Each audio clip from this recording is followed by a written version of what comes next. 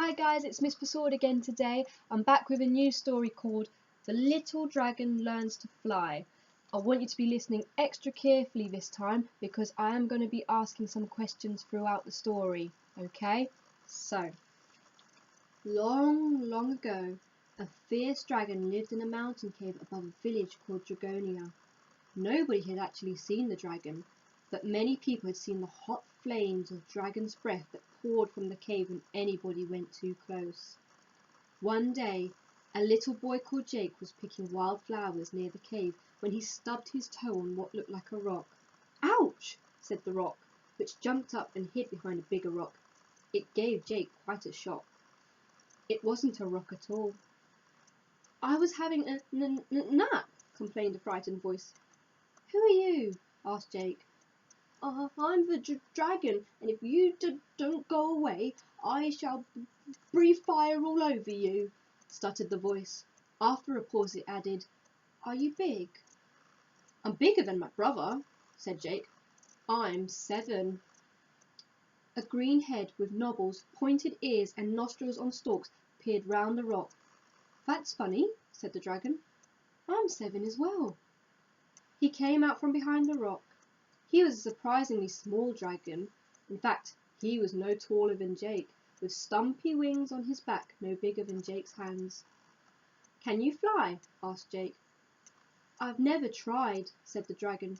"Never?" gasped Jake. "No, never." The very idea of flying made him tremble. "Now please go away and don't tell anyone I'm only a small dragon, or people start poking about in my cave and frighten me." He disappeared out of sight. Okay, there's a picture of the dragon Jake. Okay.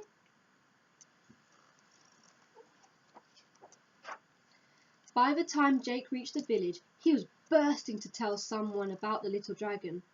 But then he remembered how scared the dragon had been and decided not to.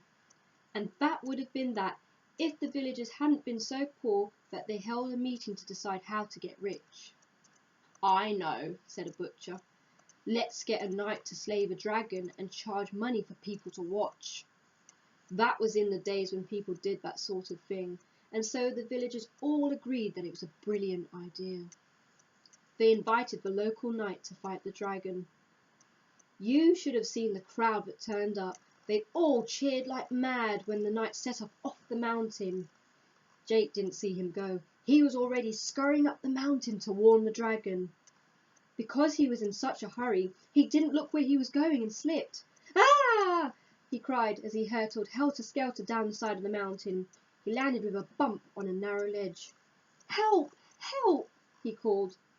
But nobody heard except the dragon, who was soon peering down at him. "Help me!" begged Jake. "What?" asked the dragon, who was quaking with fear. How can I possibly help you?" "Couldn't you flap your wings and fly to my rescue?" asked Jake. "Don't be silly. I've never flown in my life," replied the dragon. "But," pleaded Jake, "I was climbing up the mountain to warn you that a knight is coming to kill you." "Oh!" said the dragon. "I'm off." Poor Jake. He was so frightened he couldn't help crying. The dragon, who hadn't gone very far, knew a great deal about crying. It was very lonely being a dragon and living on your own, so he cried a lot. "Please don't cry," he said, peering down at Jake again. "But I might die." "Oh dear, couldn't you possibly climb back up?" "No," sobbed Jake. "I don't believe you've tried," said the dragon crossly. He stamped his foot so hard that the ground beneath him began to crumble and he began to fall. "Whoa!" he cried as he hurtled down the side of the mountain. "Ooh!" he yelled, whizzing past the narrow ledge where Jake sat. "Flap your wings and fly!" yelled Jake. "Oh!" sobbed the dragon.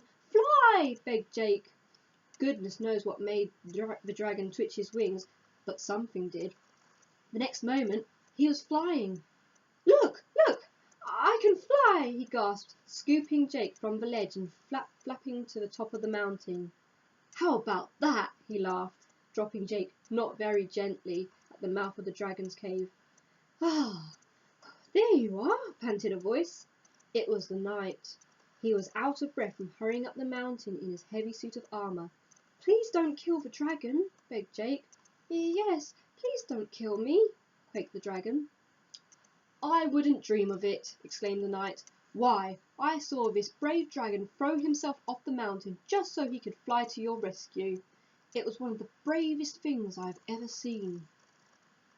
Which is what the knight told the villagers when he brought Jake down the mountain. The villagers were so pleased that they threw a special feast in honour of the little dragon. There was dancing and singing, sandwiches and cakes, and lots to drink. Everyone had a splendid time, including the little dragon, who Jake managed to persuade to join them. The little dragon made so many new friends that he couldn't even remember all their names, but he had never been so happy. Indeed, he was so happy that he decided to share his treasure with all the villagers, for, as I'm sure you know, all dragons guard over a hoard of treasure. And so the villagers were no longer poor, and the dragon was no longer lonely, and everybody lived happily ever after. Okay, that's the picture there.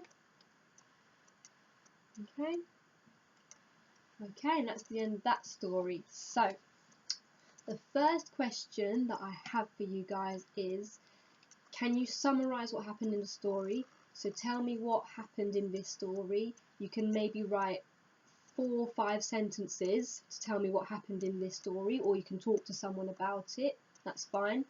I'd also like you to answer, did you like this book? What did you like about this story? What didn't you like if you didn't like it? And also maybe a short little paragraph about what would you do if you had a little dragon friend. So maybe you can describe your little dragon friend to me. So are they pink? Are they blue? Are they caring? Are they into games and sports? What are they like? And what little adventures would you go off and do with them? Okay, so that's your task, and I will be back with another story. But until then, take care, and I'll see you guys soon.